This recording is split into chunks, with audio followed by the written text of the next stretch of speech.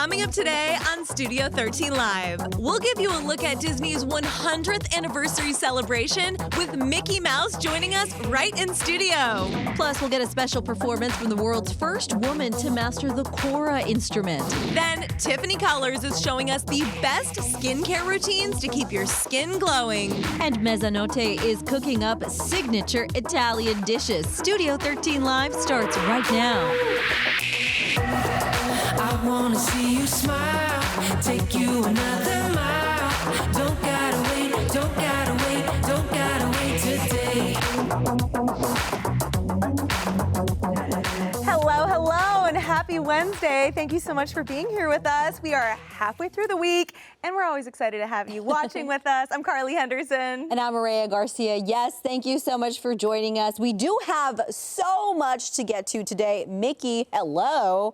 Very exciting, but we do want to take a minute to remind you about our big show tomorrow. That's right. We are taking Studio 13 Live to T-Mobile Park to celebrate the Mariners opening day. We'll give you an inside look at the newly renovated Diamond Club, check out some fun merchandise, and of course, try some of the new food available at the ballpark. It's going to be a blast. It's Studio 13 Live, so you know we got to eat good. It's a party just in a new place, in a very cool place, so we are very excited about that. I've never been to T-Mobile Park either, so this is going to be my first time. Have you been there yet? Yes, I have. I had a blast there with Bill Wixie. He showed me around when I first moved here. It was very cute. We did eat some crickets, though. You won't be doing that. Yeah, that's going to be a hard pass here, but you know, I won't. I won't do it again, but I did do it. And speaking of the Mariners, of course, center fielder Julio Rodriguez is on the cover of GQ Hype magazine. Take a look at this. That is a good picture, my friends, okay? Like mid-action, but kind of casual. The article says that Julio is the most exciting Mariner since Ichiro, and that the J-Rod show is just getting started. So if you didn't know, this guy is only 22 years old, Carly. That is wild to me, the talent. And he actually signed an eye-watering $400 million contract with the M's last season. And of course, Julio's bobblehead night is this Saturday at T-Mobile Park, but those tickets are extremely limited. Yeah, and it's a 17-year contract that he signed to. Can you imagine committing to anything in 17 years? I feel like even if you buy a house, you can get out of that. Yeah, longer than some marriages. But, or, you know, you've almost raised a human in that time, yeah, right? almost an adult human. That's crazy when you think of it that way. Yeah. I have, and I don't want to think about him being a grown-up. Why would you do that to me? Yeah, he is such a star, though. I mean, he has his own YouTube channel, and I just think it's going to be so much fun to watch his star rise and rise, and this is great for Seattle, too. Absolutely, and from one star to another, Zendaya will be honored with the CinemaCon Star of the Year Award next month in Vegas. Yeah, CinemaCon says in just a few short years, Zendaya's drawn audiences on the big screen with her performances in Spider-Man, The Greatest Showman, and Dune. And of course, we also know that she has that show in Euphoria on HBO. It is kind of like hard on the emotions, but it is stellar. Like, there is no denying that. And she became, at 26 years old, the youngest actress to win 2 Emmys. So talk about just another star shining so brightly in the entertainment industry. Oh yeah, much deserved here. Zendaya is such a phenomenal actress too. I always think back on that Euphoria scene where she's just shaking in the last season. Oh my gosh, it's so intense. And I don't think every actress or actor would be able to hold their own the way that Zendaya did. So I'm excited to see this. And she started on the Disney Channel, so she's come such a far way. She's gonna have a much bigger role in the next Dune film, and it's awesome. We love Zendaya. I love to see that going from a child star to a very successful career like that, because actually that's very difficult to do in the industry. And you know what I really love about Zendaya, outside of her performances, is how problematic a queen she really is, you know. And there was even a moment some time ago where she was asked, you know, to talk about like her body and how she feels and looks so great and whatnot. And she said, you know what, I'm not gonna respond to that question, which I think is so wonderful to be able to say, because she is a really big proponent of positive self-talk. So answering a question about how the times that she doesn't feel good about herself, that would be detrimental to that. So I really thought that was a really great thing to do for young girls of the world. Absolutely. And I know it's been about 10 years since she's dropped some new music, but we still want more Zendaya music. Replay is still on replay. Let's get some more. She can make some time in her schedule. She's a busy lady. You know what else we love? HBO's The White Lotus. Oh, yes. Love this around here. And we've got a little news about what's coming up. So for a while, it's been rumored that the show is packing up and heading to Asia for the next season. And according to Variety, Thailand will be the location for season 3 of the hit anthology series. The first season was set in Hawaii and the second was set in Italy. I'm so excited for this. That does sound really amazing. And you know, we were talking about this a few months ago, like guessing if it was Japan, Thailand, and I feel like, I mean, we were in that correct vein, you know, it'll be very exciting to see. Yeah, I've been to Thailand. I feel like my Thailand experience is a little bit different than where they film, which is the Four Seasons Resorts experience. Mine was more like backpackery. It was a long time ago, but it's such a beautiful country, one of the most beautiful places in the world. So I think it's the perfect setting. And another little tidbit, so Mike White, the creator, was spotted having dinner with Danny DeVito recently. Oh. And I could definitely see Danny DeVito being in the next season of White Lotus because we lost Tanya, we lost Jennifer Coolidge here. So we need another just like surprising star. And I get like manic vibes from DeVito and his acting, which could be a nice compliment, you know, if Jennifer Coolidge is not going to be involved. Yeah, absolutely. Interesting. So I'm excited. I'm sure we'll be getting more little tidbits, but I just hope they hurry up and make the next season because it's the best show ever. Absolutely. And another excellent show is the Emmy Award-winning show Succession. It actually premiered for its 4th and final season with a record high audience. Okay, so Sunday night's episode actually brought in 2.3 million viewers, and that is the most ever for the show, beating the previous high of 1.7 million for last season's finale. So Succession centers around a business dynasty of the Roy family, and it focuses on the 80-something-year-old billionaire with a B who doesn't want to give up control of his media empire. And, you know, at the core, I think it's also a family drama, which I'm super into. But I have to say, it is good TV. Yeah.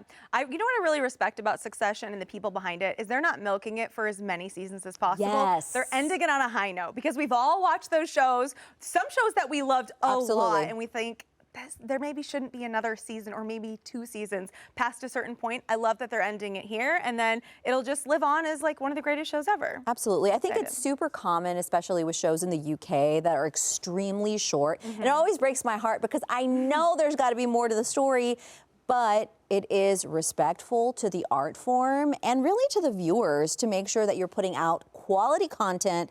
Succession is doing that. Yeah. HBO just knows how to do it right. I know. Okay, let's talk dating because there are some dating trends when it comes to what singles are looking for.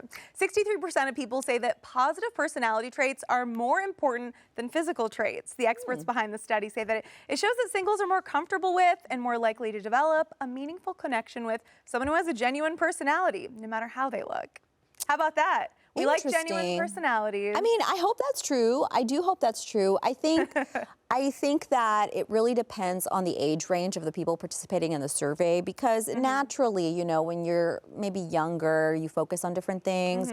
But I think after a certain age, your values shift a little bit. Yeah. Not saying that you shouldn't be attracted to the person that you're with. I mean, I feel like that is fair. Yeah. You should have some level of attraction to the person that you're with, of course. Yeah. But there are other things that are valuable, you know, like if the person has a horrific personality or treats you poorly, why would you ever be with them, no matter what they look like? And looks fade no matter what. The most beautiful person isn't going to look that way in 50 years. I always just think, like, how's it going to feel when I'm an old person and I'm sitting across the table from the person at a coffee shop? Is that the person that I want to be talking to or going home to play games with or just taking walks with? And I feel like that's so important. But this survey is really surprising to me because I feel like so many people now meet on apps, which I think is great, but you're instantly filtering out people that you're attracted or not attracted to. So it's like, first you have to be attracted, but then the personality is important, but it's kind of a little bit reversed now. Yeah, that's an interesting point though, because maybe people like subliminally, they're kind of thinking about just not focusing on looks since everybody that's appearing on the app looks pretty good. like it's already filtered through, right? Like it wouldn't show you somebody that's not gonna work. Yeah. So if you are picking between like 10 people that look pretty good to you, you'd obviously pick the one that you mesh with the most, right? Maybe. But I'm like deep in watching Love is Blind right now. And I can tell you, because that's like basically the premise of the show, dating without seeing the person, then getting engaged to them and then getting to know them. But there are some couples on that show where, or one couple in specifically right now, where they seem super solid. And then the second they meet, like I feel like maybe they edited it this way, but I could tell from the first 10 seconds, they're not going to get married because you can just tell she feels weird about the vibe when she sees him. Not how he looks physically, but there's this like staring thing that happens. Oh, a staring thing. I'll let you watch for yourself, but yeah. I don't love a staring thing. Okay, I don't. But if you've ever decided to take a day off work, okay, there's some data that suggests that there is a particular day that works best for people. We're talking about Wednesdays, okay? Not the show, but the day. And a professor at the University of Texas, go Longhorns, says that it's all about timing. So if you take Wednesday off, you have 2 days of work and then a day off and then 2 more days and then you get your weekend. So it's usually a little less stressful for you when you're, working, take a break, working again versus like really putting it through for 4 days just to get a 3-day weekend. And I've actually always liked this idea. Really? If I ever was taking a rogue day off, it was a Wednesday. Really? Yeah. I totally disagree. Really? Yeah, because I feel like a Wednesday, you're still in the middle of everyone else's work week. So if you want to hang out with a friend, they're probably working. If you have a partner that you're waking up next to, they're still setting their alarm in the morning. If I have a day off, I want to sleep in, I want to live my best life and do everything. So I don't know. If it was just like a bonus day off, I would take it. But Wednesday would be maybe my last choice of a day off. That's so interesting. See, I'm a Monday, Friday kind of person. I love it because not only do you get a break midweek, but you also like adulting is kind of hard and annoying, and it's a day where I get a bunch of stuff done. That's true. So I'm not really sleeping in, but there's just a lot less stress knowing that I'm not going to have to handle this. And I feel like when you take a Friday off or a Monday off, you're like rushing to get a bunch of stuff done because that's usually when your deadlines come. But I mean, that way, now that we know this, we'll just take different days off. Yeah, I feel like you're really productive on your days off. You're saying, see, what I do is say, well, I'm going to do it this weekend, and then on the weekend, I think, why would I want to like run all these errands and work on the weekend? I'll add that onto my work day, and then I still need to do my taxes. So we're going to get to that later on. I know. Let's change the subject. Okay. Still to come. It's time to check in with TMZ. That's right. Jeremy Renner is opening up about his snowplow accident, so we're going to be hearing about that, why he says that he would do it all again.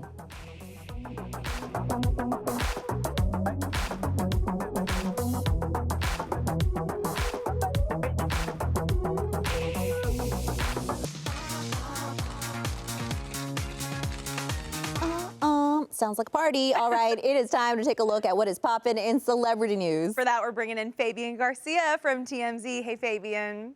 Hey, good morning, you guys. Thanks for having me again. Good to see you midweek. Let's talk about Jeremy Renner, because I hear he's opening up a little bit more about his snowplow accident. Is it true that he said he would go through the accident again? And if so, why? That is true. So this is Jeremy Renner opening up for the first time in a sit-down interview. He's doing it with Diane Sawyer in ABC. It's going to be airing on April 6th. And from the promo they've aired, it looks to be emotional. And yes, to answer your question, he would, in fact, do it again. He says so himself. And the reason is because, if you remember, for the snowplow accident, he actually jumped in to help his nephew, who was, I guess, at risk of being ran over. So he essentially saved his nephew, got crushed himself. So that's why he says he would do it again, which is interesting. And yeah, like I said, it looks to be emotional. He's shedding some tears in this promo. Diane Sawyer said, when you were crushed and first in the hospital, I heard that you, delivered a sign language message to your family saying, I'm sorry. And he said, yeah, that's true. He didn't elaborate on why exactly that kind of made him tear up. I take that to mean that I think he thought at the time, I'm probably going to die. And let me say I'm sorry to my family for basically being in this situation. Luckily, he did not pass away. He is doing so much better. His recovery has been going incredibly well. And in the promo, he looks great. He's not wearing any casts. He's not wearing any braces. He's just fully in his regular clothes. In fact, he's wearing shorts. You can kind of see his legs. And he's been documenting his rehab journey very much so online. He's doing the treadmill, the anti-gravity treadmill. He's on bicycles. working really hard to get back to 100%. And he even said that I think I can get back to doing the stunts that I used to do in the Marvel movies. Remember, he was Hawkeye, did a lot of live stunts. He says, I lost a lot of flesh and bones, but now I'm filled with titanium and love. So, yeah, really emotional. Looking forward to seeing what he has to say in full. That makes me want to cry hearing Absolutely. about that sign language thing. Yeah. Oh my gosh. And I think that it really is a testament to the fact that, you know, as adults, you often want to protect the younger people in your family, and you'll sometimes act without thinking for the better of that young person. But we are so happy that he is recovering. And you know what? If the man has a goal, good for him. Yeah, definitely a real life hero, that's for sure. Yeah. Now, our next topic here is that Brad Pitt just sold a home that he has owned for nearly 30 decades. What can you tell us about that? Or 3 decades, not 30 That's decades. right, 3 That's decades, a long not 30 time. decades. He's not quite that old. But yes, this is the Brad Pitt estate that he has owned since '94 when he first kind of splashed into Hollywood and became a big name. It's quite an estate, quite a compound. You can go look at it on our site. He sold it for a whopping $39 million. It's not quite what he wanted because he listed it in January for 45, ended up taking 39. That's real estate. What can you do? But it is quite a place. The main house is near 7,000 square feet. He has like guest house. He has his own skate park there. Lots of pools. He has his own ballroom at this place. It's up in the Hollywood Hills. And like I said, it's kind of like the quintessential celebrity home, if you will. This is Brad Pitt we're talking about, who's one of the biggest A-list stars ever. And yeah, so he's selling it. He's found a buyer. He bought this place from Elvira in '94 for like $1.5 million or something. So he's made a tremendous profit off of it, obviously. And now we're hearing that he's moving up to Carmel, which is near Monterey, up in Northern California. So I guess that's where he's going to be. That's going to be his new home base now. Oh my gosh, that area is so pretty. It's by Big Sur, and if you've watched Big Little Lies, yes, of course, that's where it is. Beautiful. Oh my gosh, absolutely gorgeous up there. Yeah. So Brad Pitt has your new neighbor's Brad Pitt, Monterey. Welcome to Hollywood. Yeah, it's amazing to think too how much the styles have gone out of style since '94 when you bought that house, and we're right back where we started now with '90s style again. Yes. Can you imagine having to renovate a home like that though? Wow. Okay. And he has renovated it. He's done a lot of work. That's why he made such a tremendous profit, plus inflation, etc. So good for Brad Pitt. I guess so. Fabian, thank you so much for chatting with us today. We'll catch up with you soon. For sure. Thanks for having me, you guys. Appreciate it. See you. A TikToker is sparking huge debate over a viral clip of him. Okay, so he is cleaning his own table after eating at a restaurant. Excuse me? I know. So Nicholas Conker says that he posted it to set an example. Let's take a look here. I want to see. Oh my gosh, he's really busting it. Okay. So he says that some adults have the table manners of a toddler, and some people are saying, yeah, this is proper manners, but others are saying, no, it is the employee's job to clean when people are going out to eat. So I don't know. How are we feeling about this, Carly? I'm not doing that. Yeah, it's my a boyfriend lot, does right? that though. When we go out to eat, he'll like stack up all the plates. I mean, we've both worked in the restaurant industry. Sure, yeah. But he just like hates inconveniencing people, so he'll stack it all up with like the silverware and everything on top. And I'm like, that's not your job. That's not our job. I don't know. I feel like it's part of the service. Yeah, I mean, I do agree that some people don't have great table manners and like leave stuff everywhere. So, but like to really bust your own table, that feels like too much to me. I will say that when I eat out with, you know, an actual toddler, I will do a little extra cleaning up because, you know, I don't think that it's cool for that much work to be done. So I'll try to do my part, but like really if I'm busting a table, it's because it expressly asks you to do that at the restaurant. Yeah, definitely. My friends who have kids too, there will be like crumbs and Cheerios all over the ground. And I remember one time she got down on the ground and was cleaning it all up, and I was like, that's so nice of you, but also like probably important to do so that you don't leave it a total wreck. I'm just a medium messy eater, not toddler. Not toddler messy. All right, as millennials get into their 40s, a new report says that they are traveling much more than other generations. I know, I can't believe that either. A new generation may be the new kings of travel. A report says that as millennials are now turning 40, they are also traveling at higher rates than baby boomers, Gen Xers, and Gen Zers. A Morning Consult analyst says that 18% of millennials have flown 3 times domestically in the last year, which is more than 10% of Gen Xers and 6% of baby boomers. That's not a lot there.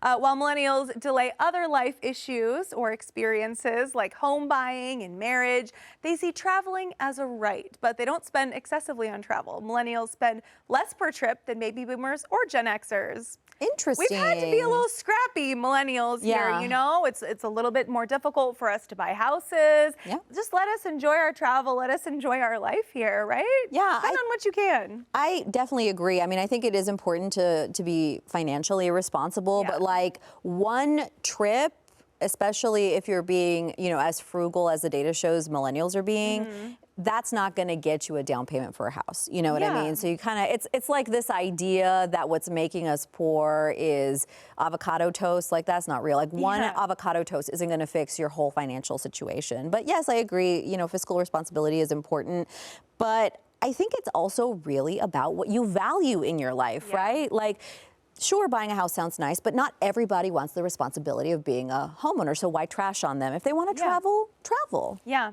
definitely. And I feel like I still haven't gotten back in the swing of things with traveling. But like pre-pandemic, you know, everything stopped, and I feel like everyone, like, you're taking a really big trip coming up, and like everyone's taking these trips, and I'm like, I need to get a trip in the books to start doing it again, because I almost forget what it feels like. I know. Go to a new country. All right, coming up on Studio 13 Live, style expert Tiffany Colors is showing us some skincare routines to keep your skin glowing. Yes, we're also talking about the best ways to clean our face and how those zit stickers actually work. We'll be right back.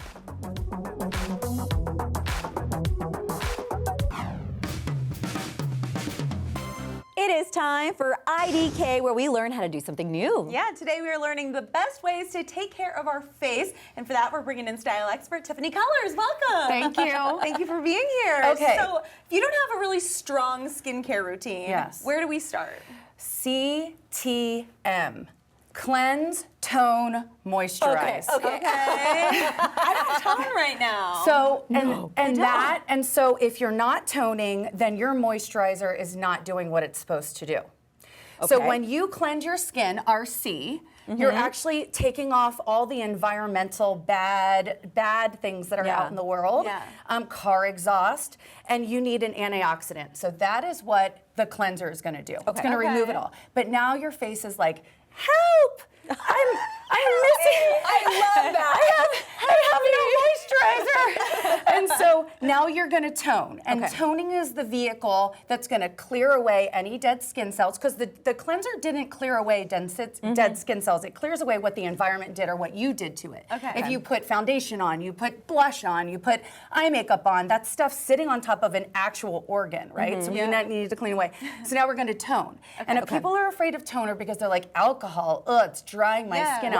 That's okay. You don't need to use an alcohol toner. You can use a non-alcohol toner. So first I want to tell you guys that all of this skincare that I'm talking about is from COSRX.com.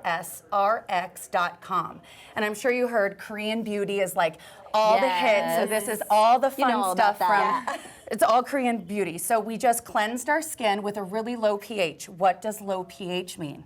Low acidity. It does. Well, hold on.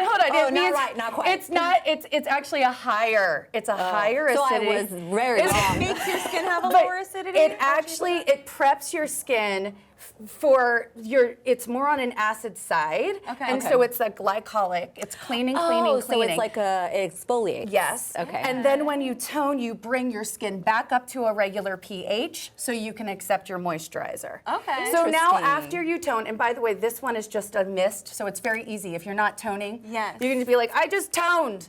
Wait, let me practice. So after, mist. It's very actually refreshing for your makeup. I just toned. So after your tone, you can moisturize, or you can add like a little science to it, and you can serum. Have you guys heard of serum? Oh, yes, I use vitamin C. Okay, so you sneak that in right before your moisturizer, and since your pH is ready, that's going to pull it in. Now this is hyaluronic acid and it's vitamin C. Now you said you use a vitamin C? Yes, I do. Okay, that goes ahead and it brightens your skin. right? If you use a hyaluronic acid that's involved in the vitamin C, it's going to help with the bounce and the stretch of your skin. So when you're talking, we all want that. we do. And when we're talking, that's how we're creating lines, or we're like, what's going on? Lines. Yeah. And so the hyaluronic is going to help. And then after that, you put your moisturizer on, and your pH is all back to balance. That's now you beautiful. can go ahead and put your skin or your foundation on, and you'll have a really pretty canvas. I love I feel that. like vitamin C serum really helped me when I had some acne scars. I Yeah. put it on a lot, and I And can you think speak that to the power helped? of that. Yeah, for sure. It does. It does. It actually helps turn over the skin a little bit faster. So if you have a slower healing blemish, or you actually have a sunspot that came out of nowhere, or a little bit of melasma. I hate that, yeah. Yeah, that will help your vitamin C. So eye cream. Do you guys use eye cream? I don't. Do you see us both go, I know I'm supposed to. Well, I I know use I'm like a supposed regular to. moisturizer. So here's the deal. If you're using a moisturizer, Yes. you're already helping with the bending of your eyes, our expressions. Yeah. Eye cream you really only want to use if you're targeting something, if you're targeting under eye circles, or you're targeting fine lines. So you don't need to use an eye cream, but you cannot target under eye circles with your facial moisturizer. Gotcha. The ingredients are not in there. So you're really being sciencey about it. Like, what do I want to treat? What treats that? Right. Okay. Speaking of treatment, we have our acne pimple Yes. stickers. Have you guys Do these used these work? at all? So yes, they do, only if you moisturize, but you don't put moisturizer on that blemish. You need to only treat the blemish when you're treating the blemish. Okay. These buddies, the way that the science is, they can't yum yum yum eat all the way. I have sound effects today, you guys. All the sound effects. But they can't eat through the bacteria if you put too many layers through. So Gotcha. really, Yeah. if you're going to treat and you want to treat it overnight and you want to get some good turnover, Yeah. then you'll go ahead and put your little acne stickers on. And we have this. Yes. So this is a snail mucin mask. And I don't know if you can see, but it's definitely like Sticky. oozy. I mean, here, just like give it a little thank you. feel. It's extra.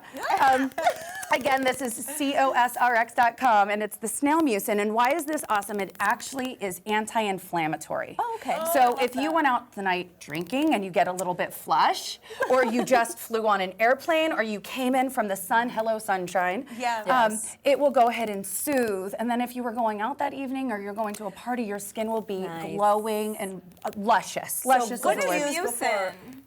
It's the I'm gonna say it. It's a snail excretion. It's the snail goop. Snail goop. And then, what is skincare if we're not using sunscreen? Of course, of Okay, course. Super Goop. You can get this at a Sephora. I love You can get it. this supergoop.com. And what I love about the sunscreen is they've taken it and they put it in a powder and a spray.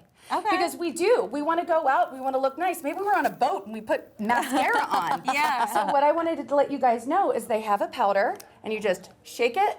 And you that's dust some it. sunscreen? And every 2 hours you need to put sunscreen on. So if you just put dust it sunscreen up. on with your foundation, it stopped working. So you need to go ahead and reapply. Yeah, I've heard that sunscreen is the last thing that you put on. Very last. I always do it Very first. last. And then this is refreshing. I want you to smell Yeah. it. Go ahead and smell that. So this Oh my is gosh, an that's nice. SPF 40. yeah. And you Smells can like go the ahead beach. and spray this. It's actually a setting spray for makeup. So this is Oh, something to I keep in love your that. bag.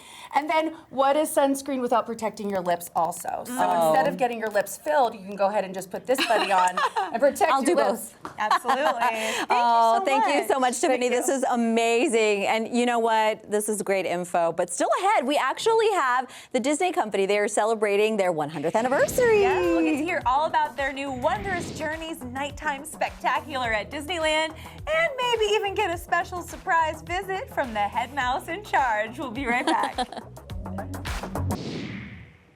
Disneyland is celebrating the 100th anniversary of the Walt Disney Company in a very big way. Yes, and here to talk about all the fun is Disneyland cast member Carlos Martinez, and we have a special guest too, but we'll wait on that one. Welcome. Thank you for having us here. We're so excited to be in Seattle with all of you and all of our viewers at home. We're so excited to have you too, and I know there's some new shows to watch at night. Tell us about them. Well, as you know, the Walt Disney Company is celebrating 100 years of magic and wonder. With that, we have two new spectaculars. One is World of Color 1 over at Disney California Adventure. The other one is called Wondrous Journeys, which is our fireworks spectacular at Disneyland Park. Now, both are amazing. Wondrous Journeys, imagine being on Main Street and all the buildings around you just come to life. It becomes an animator's canvas with all of the Disney animation that we love, and it's just one of those very heartfelt. Yeah, heartfelt moments. Beautiful. And we are looking at some of that beautiful stuff that you were talking about right here. Right now we're watching A World of Color 1, which celebrates Walt Disney's legacy and how it just takes one person to create that ripple effect, much like one drop of water does. And now, we're back to Wondrous Journeys. And again, imagine just being in front of Sleeping Beauty Castle or It's a Small World or even Rivers of America. Yeah. Every location will you'll be able to see the show, but it'll just give you a very different and very unique experience. Beautiful. Now you have had some updates to Mickey's Toontown. Tell us about that. Mickey's Toontown got reimagined, and it's fun for all. It's a new place for everyone to just be able to do everything they're able to. Now with that, there's also a brand new attraction called Mickey and Minnie's Runaway Railway. Ooh. Now, we all love the classic Mickey and Minnie cartoons. Imagine being able to go to the premiere of their latest cartoon, The Perfect Picnic. But once Goofy, takes charge of that train, you never know what's going to happen.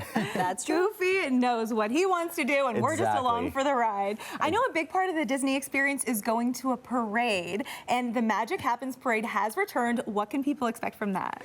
That parade is just totally avant-garde. Imagine moving art pieces where it showcases movies like Moana and Coco and Frozen 2, and of course the classics like Cinderella, Sword in the Stone, Princess and the Frog, and of course Sleeping Beauty. And you have, my friend, a dream job as a cast member. So talk to me about that experience for you.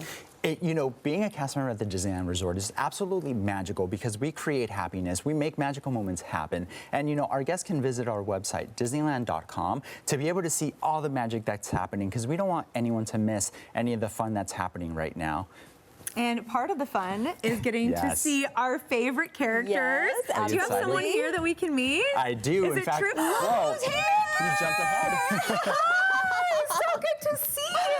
Oh, he loves being here in Seattle. Now, part of the hello. magic of the Disney 100 celebration is everything is platinum infused. So even Mickey and Minnie's outfits and all of their friends are rocking, the platinum infused out. Yeah. And the platinum shoes. The platinum shoes. This is so much fun. And I mean, you're already wearing some of the platinum ears. Oh, really this beautiful. Is so fun. Carlos and Mickey, this is so special. Is there anything else you want us to know about this?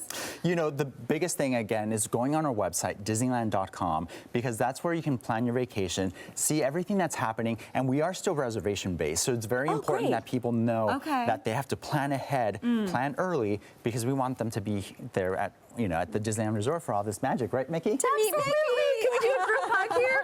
Oh, group hug.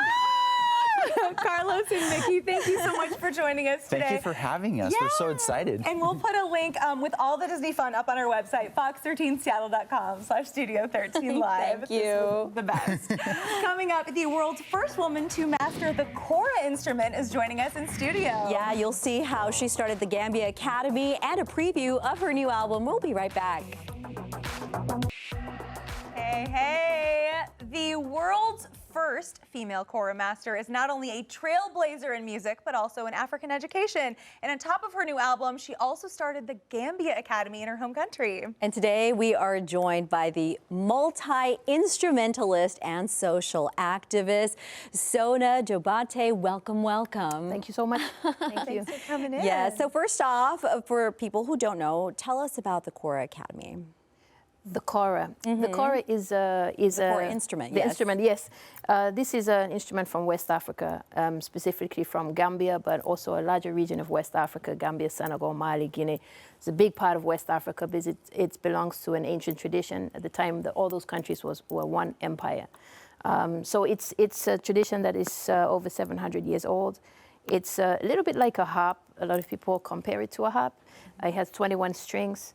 One of the only instruments in the world to have 2 sets of strings rather than one set like a harp. So quite unusual. I've never seen an instrument like this before, but just so beautiful. How did you first fall in love with music? My family. I was born into a family that traditionally plays this instrument, has done for generations. So it's actually a hereditary tradition. So. Yeah, and what does it feel like now to be the first female to master this instrument in the entire world? We have greatness among us here. Yes, absolutely. I would say I'm now come to terms with it. Actually, I never liked it before when I was growing up. I just wanted to be taken as any other musician, any other choral player. But obviously, when I grew up, and especially when I started to work with younger students, I started to realize really that power of the fact of being a female and being able to inspire other females to also, not just the choir, but any other things that maybe culturally are not acceptable, not the norm, to start exploring those areas. So speaking of being an inspiration, you know, outside of music, you're also a social activist, and you started the Gambia Academy in your home country. So talk to us about that and why it's so important to you.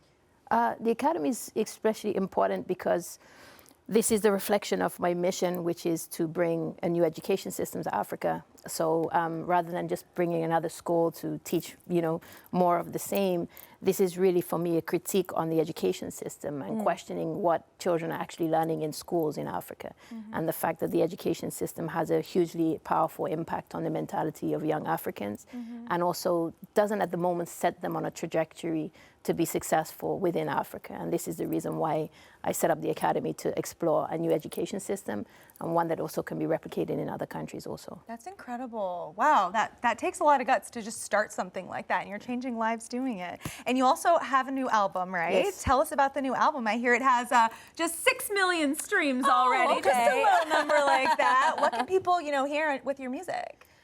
This album was really for me a challenge, because the most important part of this album was to bring together my work as an activist, my work in education, with music. So every song on the album tells a specific story about something that I'm representing, something that I'm doing at the Academy, something that I want to see happening in the world. So this is a really kind of like a meeting point. But also it was a great opportunity also to collaborate with some guest artists as well, which I didn't do on my first album.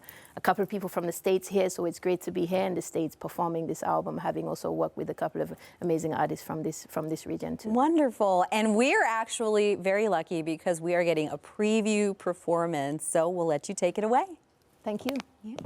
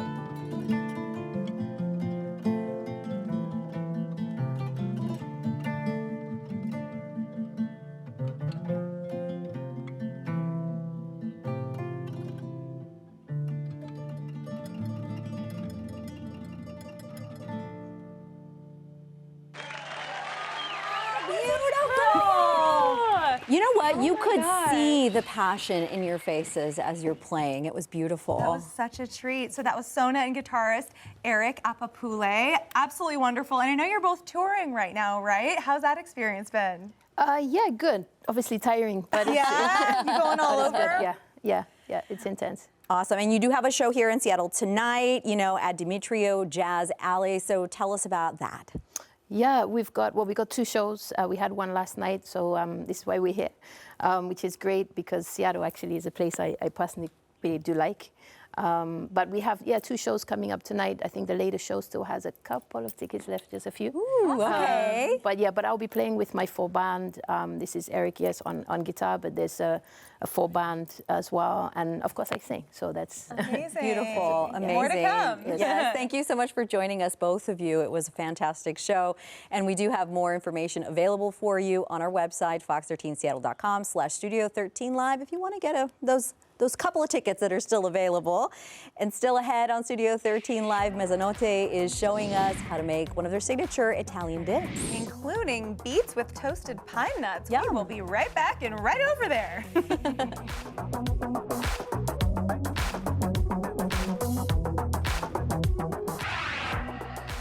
Hey, it is time for Emerald Eats, where we highlight amazing food in our area. Today we are joined by Chef Jason with Mezzanotte. Welcome, welcome. Thank you. So excited to have you. Yeah, stoked to be here. Okay. You were named Best New Chef by Food and Wine magazine. You were also a contestant on Top Chef. So cool. what does it feel like to be so great? Well, I don't know. I mean, it's exciting because I think, you know, Seattle, for what our population is, we have such a great food scene. And so I think both of those things, it was just really cool to represent the city. So yeah, I don't know. Awesome. I try to stay humble, but Yeah. You're great, my man. It's okay to be great. We have so many great guests. I know. Mezzanotte has delicious house-made pastas. I know on weekends you have this full like multi-course meal experience with hyper-seasonal ingredients. Tell us all about that. Yeah, so we're doing we're calling it nonakase, so it's kind of playing off the idea of omakase. Okay. So it's going to be something where, you know, it's changing up depending on the guest. So, but the idea is we basically start cooking and putting food in front of you. So it's like kind of a little surprise. It's like a little roller coaster, but yeah. And we actually are starting to do that Wednesday, Thursday, Friday, Saturday right now. So Very exciting. yeah, it's been popular. So. Okay, so sometimes I want something delicious, but I don't want a big giant meal. And you have some Italian dips for a little lighter fare. Talk to me about that. Yeah, I love cooking with vegetables, and this is one of my favorite dishes for vegetables. So it's a sauce called bagna cauda. So literally it means warm bath. So it's kind of like something, traditionally it's where you dip kind of crudités into it. It's just served like in a little fondue pot. Cool. But yeah, it's pretty simple. It's also has anchovies, garlic, and a little bit of cream. Okay. So I'm just gonna start that up here. Beautiful. So what do you put in it? So starting with some olive oil, just a little bit. Just a little bit. Just a little bit, yeah. Kitchen speak. So the anchovies, these are, I think a lot of people are accustomed to getting, you know, really dried out salty anchovies on a pizza. Just really cheap quality. So what we have here are our favorite canned anchovies. They're called Agostino Recca. So they have a lot fruitier flavor. They're not quite as salty. And again, this is, I'm gonna be like, I'm gonna throw some in the pan, but basically, Quite a few. And what we're doing is toasting these Sizzle, anchovies. sizzle. I love it. Now, we were talking about how the anchovy has a sort of like difficult bit of, it has some work to do when it comes to convincing some people. But I think anchovies can also be just so delicious. So why is this the perfect dish to kind of let people dip their toe into it? Yeah, so I mean, the thing that's really cool about this is we're toasting the anchovies. We're toasting some garlic. You know, we're doing this faster because we're on the show. Sure, of course. But generally, doing this at a really, really low heat until both the anchovies and the garlic break down.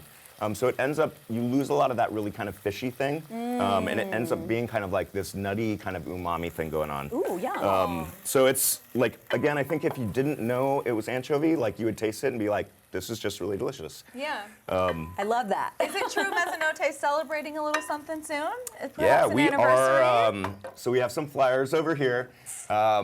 We are doing our second anniversary party. Fun. So it's going to be April 20th. But it's going to be fun. Yeah, we're going to have some DJs. We're going to have kind of a buffet, kind of a nice little bar setup. So it should be a lot of fun. Great. Oh my gosh. Okay. Yeah, you guys came in and brought the drinks last time, so we're doing food and tips now. We're doing the Yes, food. I love that. Oh my goodness. And now you also make a vegetarian version of this dish, I hear. We do, yeah. So again, it's kind of something where start to finish, this is going to take about an hour, but kind of in the magic of TV. Of course. We have our sauce over here that's already done. So you can kind of see that all of that has been really cooked down. Ooh, it's like soupy. Yeah, it's nice and like caramelized, super yummy. Yeah. So we're going to plate two, one Beautiful. vegetarian and one with the anchovy. And I love me a good beet, but I prefer to eat them at restaurants because it's messy to cut them at home. I've never prepared beets at They're home. kind of a pain. Yeah. I'll let the experts do it. Yeah. And I do love that earthy taste, that a beet has. So I'm very curious to try it with this Well, and wonderful it's funny sauce. because funny that you mentioned that because this is sort of like surf and turf if you think about Yes. it. The color's just popping too. Yeah, so this is kind of our vegetarian version, but basically we've cooked down the garlic with a little bit of the cream. Awesome. Now, while we're prepping the dish, we do want to, thank you for coming and tell you that, we have more information on this recipe and mezzanote itself on our website, fox13seattle.com/studio13live. Yes. Oh and my lots goodness. coming up tomorrow too. We'll Yes. definitely see you at T-Mobile Park. We've got a very fun show there. We're going to be with our friends Jody and Bender, Brian McMillan. We're going to be talking about all the good stuff. Ooh, Yeah, so we can't wait to amazing. see you. Oh my gosh, this dish Quick peek, is just quick peek. really just popping with Amazing. color. Cheers to that. This has been an awesome show. Delicious. Thanks for Thank you so coming in. much. Yeah, absolutely. Yeah. Thank you. More info Bye. on our We'll see website. you.